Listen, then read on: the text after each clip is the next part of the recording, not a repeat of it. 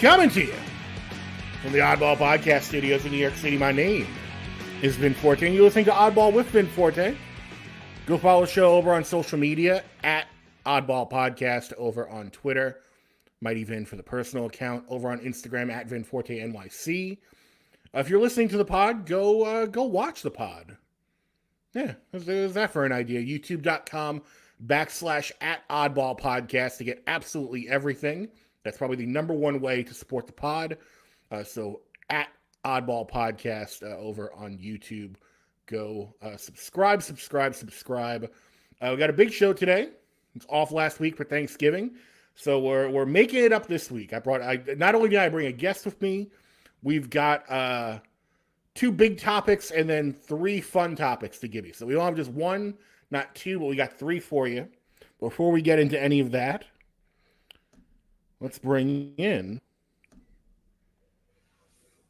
Mr. IllFam 79 from the Black Wrestling Pod, Where's Buffy Pod, and other projects to be determined at a later date. Absolutely, man. You can always throw in something else pods, you know what I'm saying? Yeah. That's still, in the works. Just everybody's, how it is. Once you stop a train, sometimes it's hard to get back on the tracks. But that being the case, man, shout out to Lovely. Shout out to shout out to Diz. Shout out to everybody I've ever worked with. I've done a lot of stuff.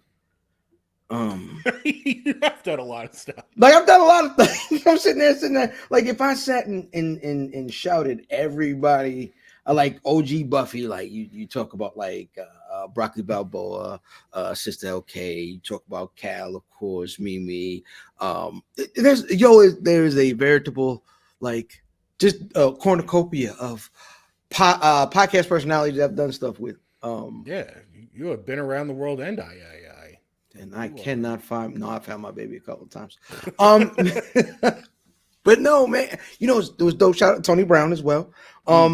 Downtown Tony Brown just posted finding the vinyl for the Lisa Stansfield single "Been Around the World," and I was so pissed because I didn't go to that record bazaar. I always hear about because now the big thing on Instagram. I mean, it's not now; it's always been a thing. But I'll always be interested in when there's a record bazaar going on.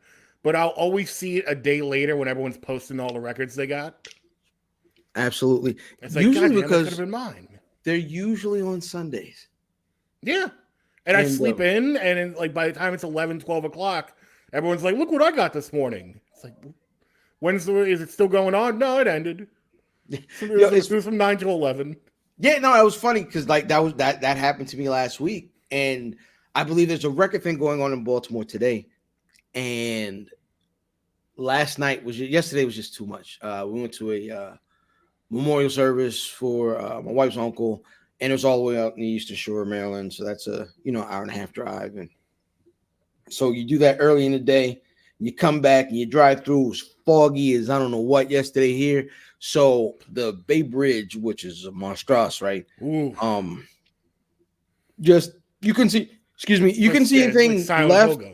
Yeah, you couldn't see anything left, right. Like it was just like you had no idea it was water out there. You don't know what was on the side of it, but it was a bit creepy. But hey, we made it through. But white knuckle driving on the way back. You've been at the goddamn funeral deal all day, and people going through things. Yesterday was a rough one, and then so today I wasn't getting up for anything early.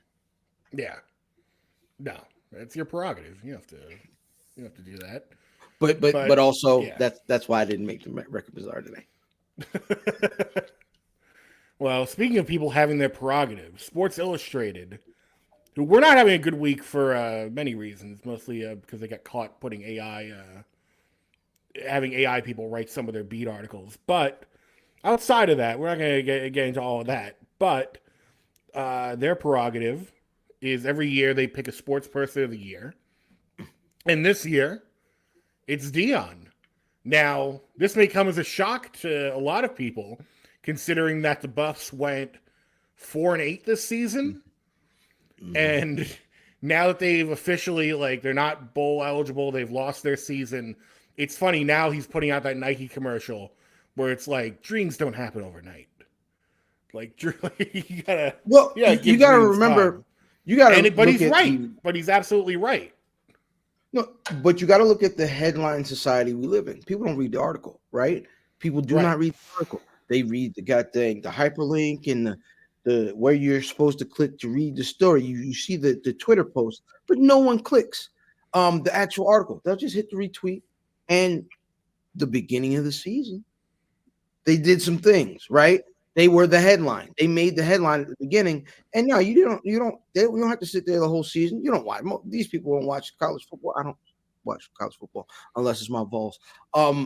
So people click the headline on that, but the eyes that were brought to Boulder justify this cover. Well, that's the part I was going to get into, is because nobody dominated an entire month like him and the Bucks dominated September, to the point where it was bringing back people who hadn't watched college football in years, getting people to stay up on a Saturday night till 2 a.m. to watch a college football game. Like, nobody did it like Deion and the Colorado Buffs. Now, the counter to that a lot of people are bringing up is, okay, if you wanted to go with Colorado and you wanted to go with Denver, why not have it be Jokic? Because he brought Denver their very first NBA championship. And that was a case where, for all the, we know Jokic is great, but they always seem to be like the underdogs, even though we know they're so good.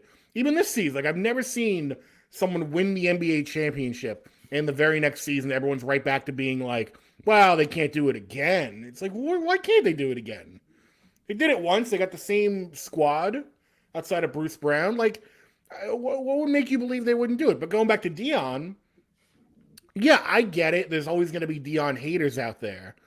And you could argue that it could have been given to someone maybe more, for lack of a better way of putting it, philanthropic. Because I think the idea of the Sportsperson of the Year from Sports Illustrated is very nebulous.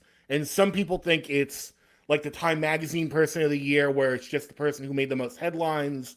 Some people think it's got to be someone who's like given back to their community in some way. So I actually have pulled up the last couple Sports People of the Year. So going backwards from 2022, we got Steph Curry. He was on there for the NBA Finals, led Golden State Warriors back to the championship. Before that, Tom Brady. Okay, makes sense. Went to the Bucks, did that whole thing. Then the year before, in 2020, it was a big social justice year. It was shared with LeBron James, Patrick Mahomes, Naomi Osaka, Breonna Stewart, and Laurent Duvernay-Tardif from Canada. And a lot of it has to do with their work with social justice and winning championships and bringing to light different social issues. So I think in before that, Megan Rapinoe was the year before. Golden State Warriors, J.J. Watt shared it in 2017 with Jose Altuve for raising more than $37 million for Hurricane Harvey. So at least in the recent history, I think people have this idea that there's got to be some sort of goodness to it. That it can't just be, the most popular person to do the most popular thing for a month. But it's like this was the hottest story in sports for an entire month, though. Right, but there are also two names in that mix of the early mix. Was Brady and Steph, who right, they could be nice enough guys, but they're there to be because they are the greatest at something, and I think Sportsperson is it. Like, I've always been of the mindset like LeBron. I always thought once he realized he'll never out championship Michael Jordan, he could do the one thing that Mike always shied away from, and that was will let me out, charity, out culture, out, you know what I'm saying, outside of the off court. Right, because Mike always had he had the famous quote where it was like, Republicans buy Nikes too. Correct. And Mike also bankrolled the movie Malcolm X. You know what I'm saying? When Spike couldn't do it, but he never broadcast that. Yeah, that was never his deal. I play basketball really well, and I always felt like so. To be honest, I feel like it can, if that becomes the issue of the day. You know what I'm saying? I.e., like a George Floyd situation, or with was it Megan? What's the soccer player? Megan Rapinoe. Yeah, just like she had a cause that you know what I'm saying, that folks were already, bringing eyes to, and it fit the times. I think it's still okay to just have somebody that was popping just in sports. Yeah, and again, we could sit here and go, okay, big for a whole month. What does that mean? But okay, then tell me another person or another program that was that hot for an entire 30-day period. Mm-hmm. And not just hot as far as a winning streak, but like everything, like people, it was a moment. It was a cultural moment. The Rock and Lil Wayne showing up to Boulder, Colorado for college football games. Shoot, listen, Deion Sanders brought The Rock to wrestling for a month. God dang it. He brought The Rock back to wrestling. So yeah, I'm really good with it. And I haven't agreed with everything Deion has done and the way he's gone about it, but absolutely he deserves that his imprint for what he's done so far, and kind of amplifying, the things that these kids can do and money they can make without maybe the having the opportunity to go to the pros. They can still be on the sideline with chains and Cartier buffs and all that, man. Shout out Deion Sanders did it for the folks, man. God dang it. Well, and also, this is just the beginning. Mm-hmm. Like, okay, some people have made the argument that you could have given it to him or would have been more deserving when he did what he did at Jackson State. And okay, I'll buy that because you bring attention to HBCUs. At the time, he said he wanted to revolutionize what people, how people perceive HBCUs in terms of college football. Okay, I could buy that, but we're past that moment now. We're in the Colorado Buffaloes moment right now, and for what he's done, I think nobody's done it quite like him, and we have to remember that this was a reclamation project. The only real sin is that after that run in September. The expectations changed, because if they would have went out there and lost their first 4 games and then won their last 3 games of the season, people would have been like, okay, I see where this is going. Like he's building it. Like this is just the beginning. But because he had such a hot start and it was such a lightning in a bottle moment, you had that mix of like the people that just want to hate on him, and then the people who just, generally don't want the program to succeed, or maybe were excited about the program and didn't like how it ended. And now you're seeing like people the weirdest thing to me is people are starting to decommit from Colorado for next season. And people are going, see, this is a sign that it's like people decommit from schools all the time. Mm-hmm. Like it happens, but because it's Deion, he's got the microscope on him. Mm-hmm. But at the same time, he asked for it, right? He did. He now I'm going to tell you, he's done more for these kids, and NIL has been good, right? He showed the polish on it. He was NIL 2.0, like it was where, all right, these kids, you can make your own little YouTube channel. You can, get your money from that, use that stuff. And he showed these folks, man, listen, let's lean into it.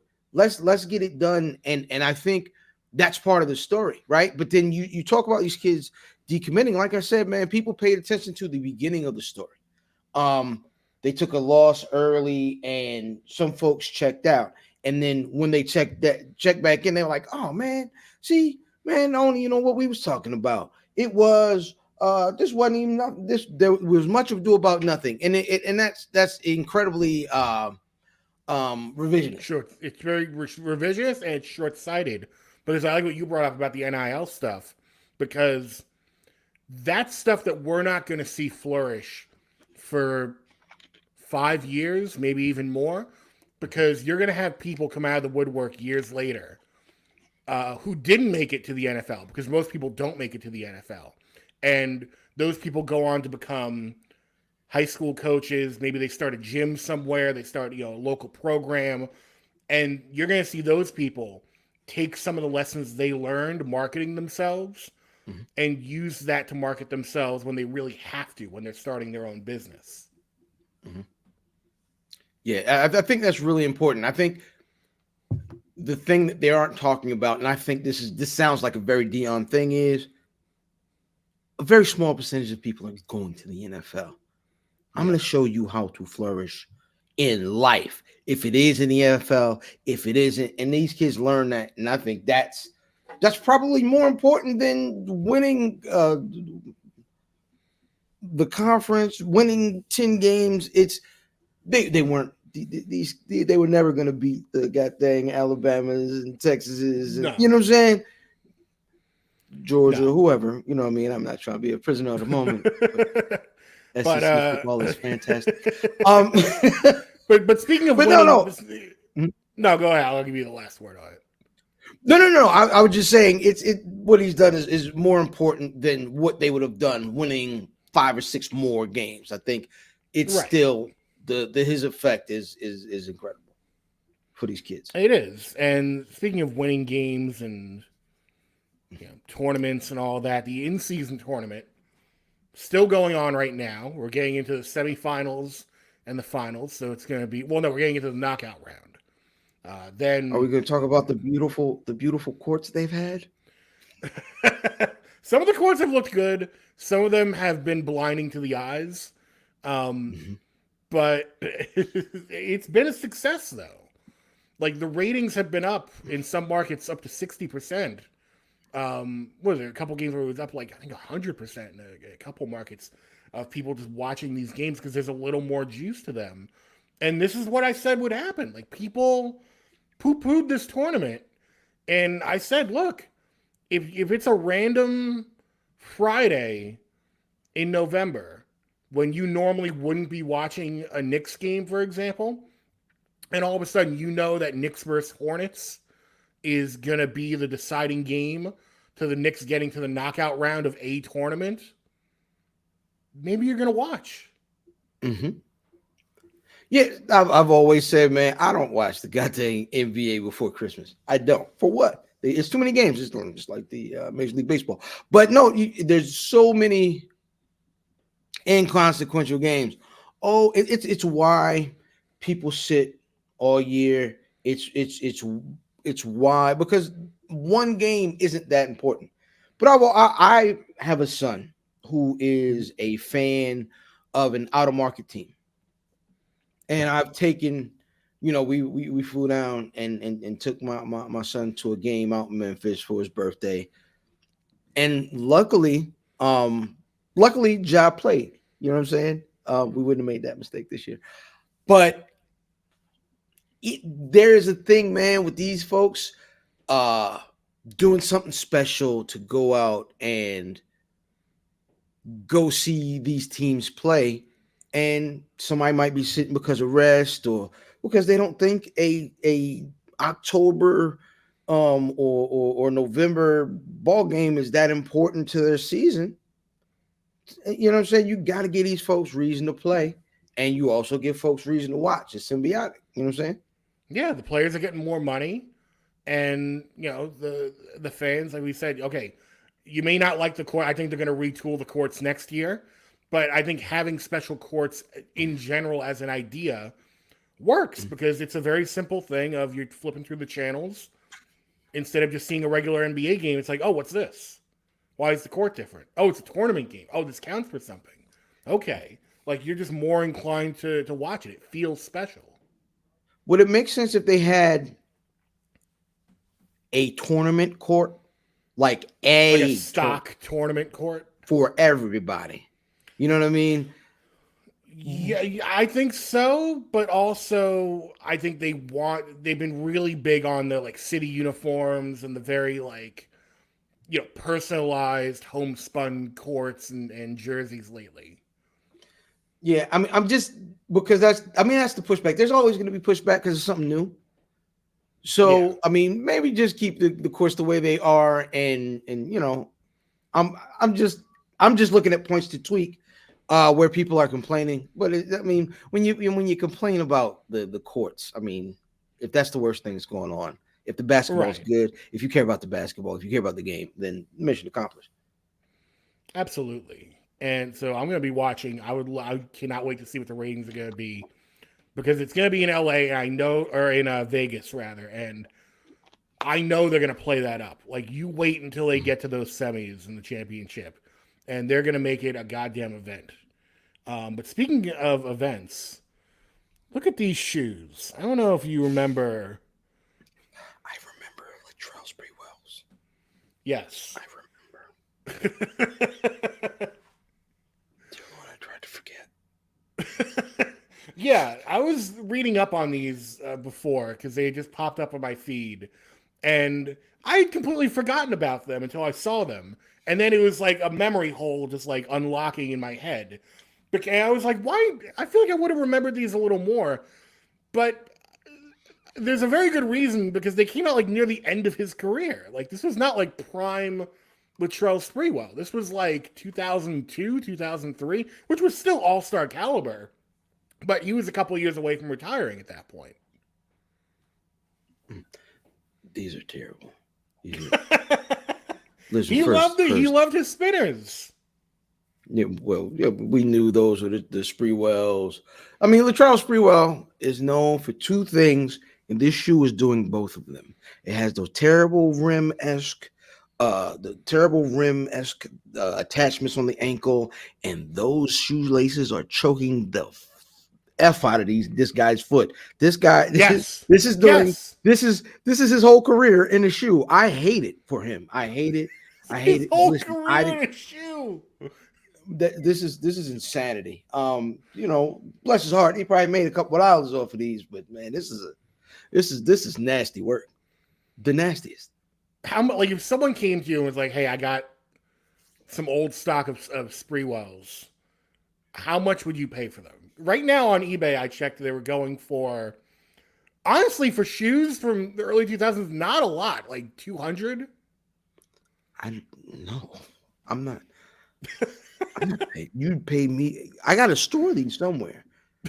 These shoes are not. I'm not. You got to eventually show your wife and kids. Like, I wouldn't disrespect my family with these things. What is that? They got a front chassis in the front. They like. What do you like? What were you supposed to do with the spinning? With just like bend down. Hey, look, it's spinning. Like what? You cross your legs and just as you wait for the. It's like a foot fidget spinner. Just. Like I hate it. I absolutely hate it. Shout out to Sprewell. I mean, Sprewell. You know what I mean? I don't listen. But brother named Latrell, you can expect anything from him, boy. I ain't even gonna lie to you. And there were like I was reading conflicting stories of how he got big into spinners. Like one story was that it was part of like MTV Cribs, that like he had a famous episode where he was showing off the spinners on his tires, and that like popularized the whole thing. And then another story where he was at a convention. Well, oh yeah, but then like there was another story where he was at a convention, and like the inventor of the spinners had to use his booth. So he became like associated with the spinners, and people thought that he was involved with them initially. So they just called them Sprewell. I don't know if that's true. That seems a little more dubious to me. But these shoes are, I mean, nothing gets more dubious than these shoes. These are definitely... Like, how do you walk on the court and you see the side of that shoe and you're like, come at me. You're not getting past me today. Listen, you got to be good to wear these. Like, you can't just be no bum off the street because you are good. Boy, what a thought. Look at them. Hey, yo, come and here. Then, like, the blue part's kind of like choking it. It's got like, kind of like a rib cage thing going on. I was like, are these Adidas? Nope. Dada. Yeah, the Dadas. Dada. Hey, yo, shout out to anybody still wearing Dada. If you still got Dada, like crack is in your DNA, like heroin addict is part of your like character trait. Like if you still get high, like nah, The baby, D in your DNA stands for Dada. Like, that this is listen, dope in your DNA is amazing. So, but no, you show up to Thanksgiving with them. That is your uncle that get high or used to when he getting himself together. Either way, like you don't dress after him. well, you know what? You can, like I said, you can buy these for like $200 on eBay, and you could also wash them down with a nice tall Shaq soda. Is this a throwback or is this now? No, this is a throwback. Sadly, Okay. they have not brought back Shaq soda. I don't know why I say sadly. I'm about to shit on them because these were around from 2013 to 2016, so just 3 years. They were made by Arizona. And did you have one of these when they came out? I would have. If I saw in the store like if it was a flavor. Let me see. I'm not drinking berry cream. They were all cream flavor. There was like blueberry flavored. cream, orange cream, strawberry cream, and vanilla and like vanilla cream. I wouldn't have. I don't like cream soda. So yeah, it wouldn't have been for me. I like a lot of the stuff that Arizona, like I like OG Arizona tea. Oh yeah.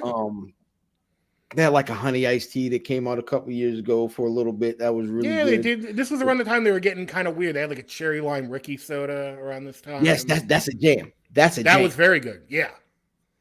Yes. This was not that because this was also the time where they were trying to. The thing with the Shaq sodas, Jack Nicholas. Yes.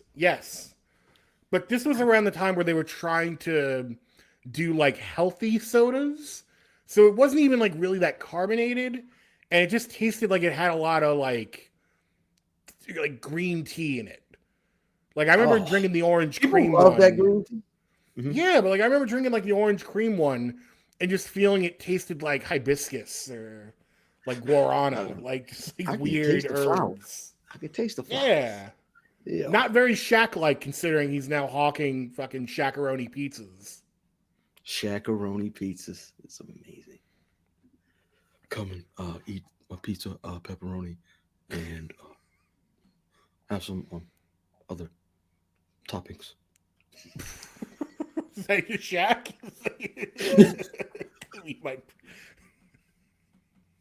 I do like since he became the head of Papa John's or whatever. I don't know if he's the head of Papa John's or he's just a spokesperson. Or, he's the cleanup for racism. he's definitely the cleanup for Papa John Schnattner or whatever his name was. Yeah. But every once in a while, on Inside the NBA, he'll be like, "Got a surprise for everyone," and they'll wheel out like a bunch of Papadillas or like Shaq pizzas. Chuck, like great. Chuck, don't tell everybody's got to get some, Chuck. Eat my Papadilla truck. Shaq-a-roni pizza. I remember someone who I know ordered one, and the box comes with a giant picture of Shaq smiling at you on it.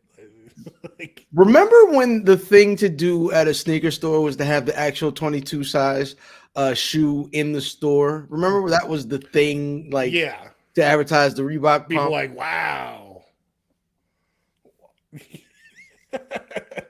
Big goddamn shoe. With a big Shaq shoe. I mean, this could be a whole other topic. Maybe next time I'll bring this up. Do you remember during the All-Star game when Shaq would always have his custom shoe? Mm-hmm. And it would be like a cell phone one year, like it would be what was it, like a roulette machine another year. Like he was always having these weird, wacky shoes.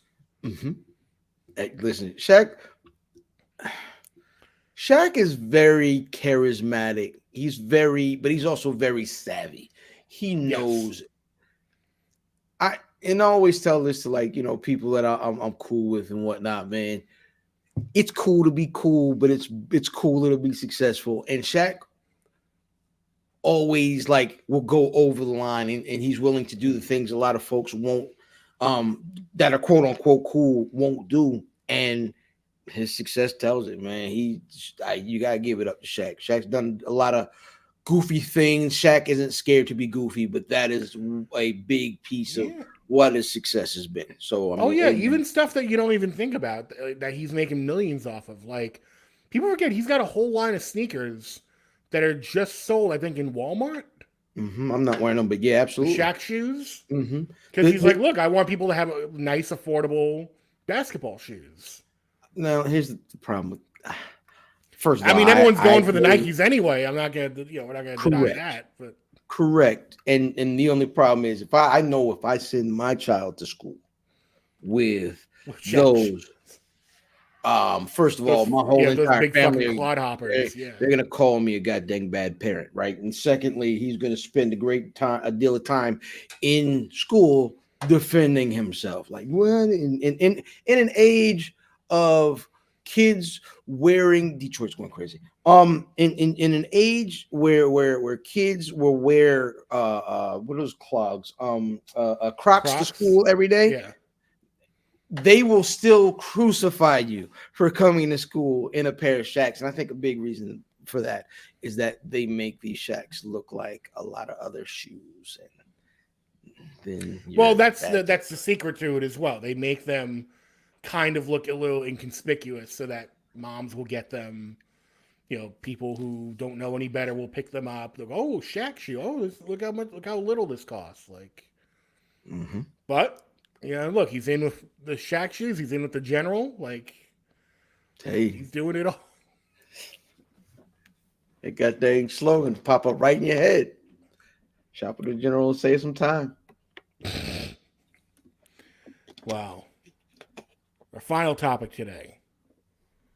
I don't know if you're going to save any time going through this drive-through, but did you know that McDonald's is set to open a spinoff restaurant? I'm here for it. I'm not aware of this. It's called Cosmics, and it's set to debut in Illinois relatively soon, and it's basically going to be McDonald's version of like a Starbucks. They're going to be very drink-heavy. If you watch it on YouTube, you can zoom in and see there's a picture of the menu up there where it's got like a lot of like fruity drinks. It's got some like ciabatta sandwiches. They'll still have like the McDonald's breakfast items, but it's going to be more like grab and go stuff, like, interesting drink mixes and just like snack foods. This looks like McSonic.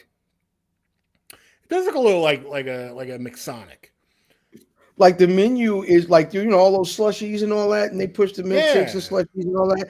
This looks like McSonics. I'd definitely stop by because McDonald's is the Drake of goddamn fast food. They might not have, they might not be all the way the biggest innovators, but they will perfect everything for you. Well, here's the thing, though. I'm angry at this for one reason and one reason only, because you can't get your own fucking house in order. Not you, McDonald's. I'm not yelling at you now, but it's like, McDonald's, you can't get your own fucking house in order because you got rid of the dollar menu. You think we're going to pay $4 for hash browns, and like the prices are so sky high right now. And that's before you even throw in, like, if you're buying it through DoorDash or anything. And now you're just going to move on. You think this plan's working so successfully. We're just going to move on to spin-off restaurants now in the year of our Lord 2023. I will say this is everywhere I go, I see McDonald's redoing all their stores and making them look better. And listen, you can't remodel your house if you ain't making the bread. So them prices going up. I know we complain, but that line's still long every day. They still selling goddamn Big Macs. They just selling them for high prices. It doesn't. But we're the ones buying them. That's a fact. That's a fact.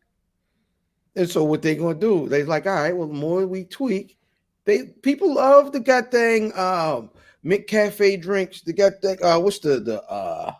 What's the caramel frappe and all that stuff. Yeah, caramel macchiatos. Listen, that is a tasty beverage.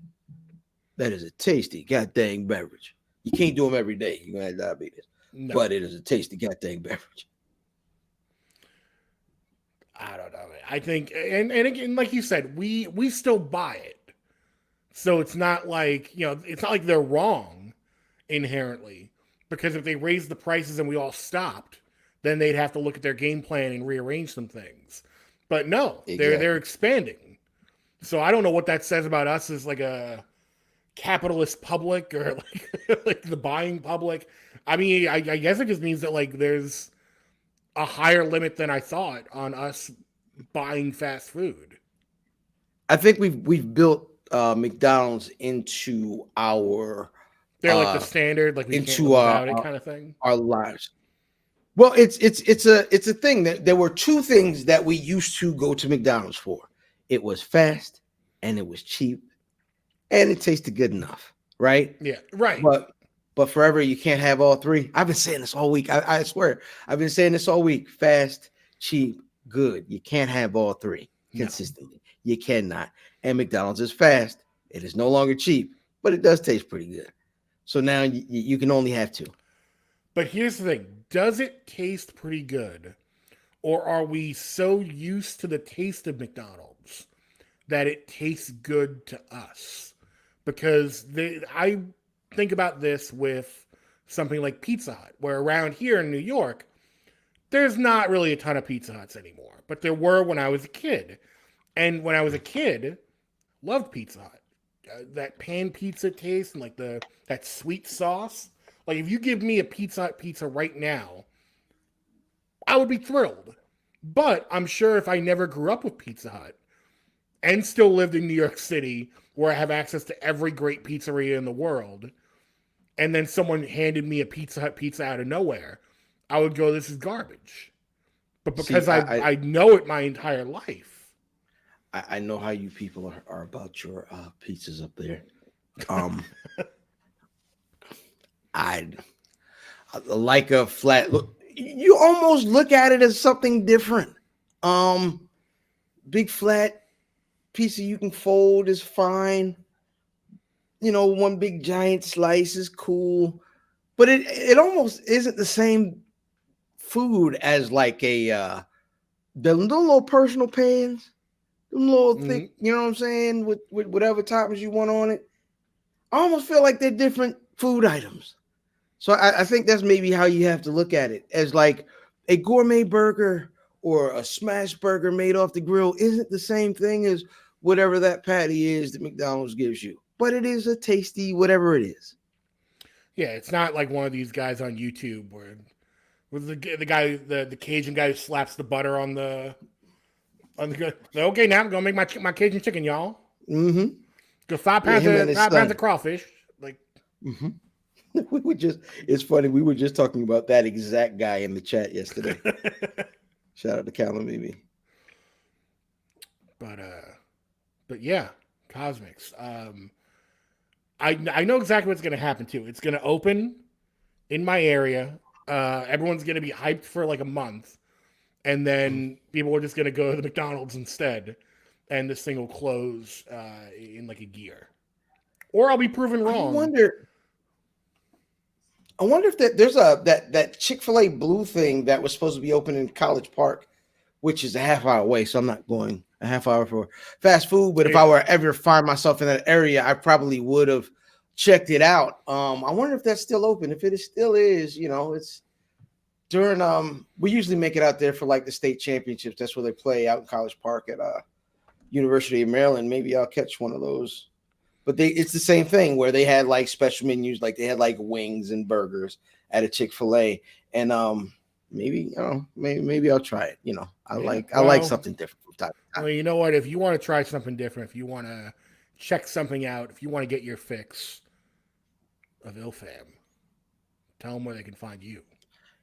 Hey man, IllFam79 and your social media choice, but more importantly at Black Wrestling on the YouTube 835 live every Thursday night on the Patreon. Pay to 1, pay to 10. You can find me everywhere. I am the outside podcaster. Most of these, be honest, I'm going to be honest, and I don't toot my horn much. I am the outside podcast. A lot of y'all folks be inside and talk like y'all outside. You don't be outside, but you can see outside from my inside right now. However, but yeah, man, you can catch me, man. I'll be outside. Yeah, so go get him. Go find him. Go follow Black Wrestling. Go pay the 1, pay the 5, pay the 10, pay the 100, pay up for the year. Oh, you don't have to worry about it. Do that. Christmas is coming. I know you're gonna get a little extra money. Grandma's gonna slip you a little money in that card. Go spend it on Black Wrestling, because why not? And if you want to support this podcast, shout out to grandmothers and the mafia-esque money handshake. It is the most amazing. Oh, I love it. Earth. Don't tell your mother I gave you a little extra. Hey kid, do something nice for yourself. Here you go. Get yourself some Latrell Sprewell.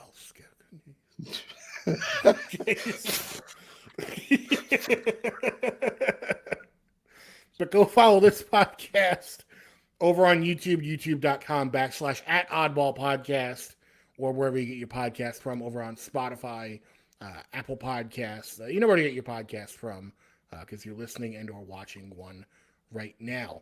Follow me on Twitter @MightyVin. Follow the show account @Oddball Podcast. Follow me over on Instagram @Vin Forte NYC. I also do some streaming on Twitch, twitch.tv/MightyVin. And with all of that said, I'll see you back here next week. Same time, same place. I want to thank IllFam for coming on as well. So, my pleasure. There we go. So, I feel like you got a lighter. We'll see you next week.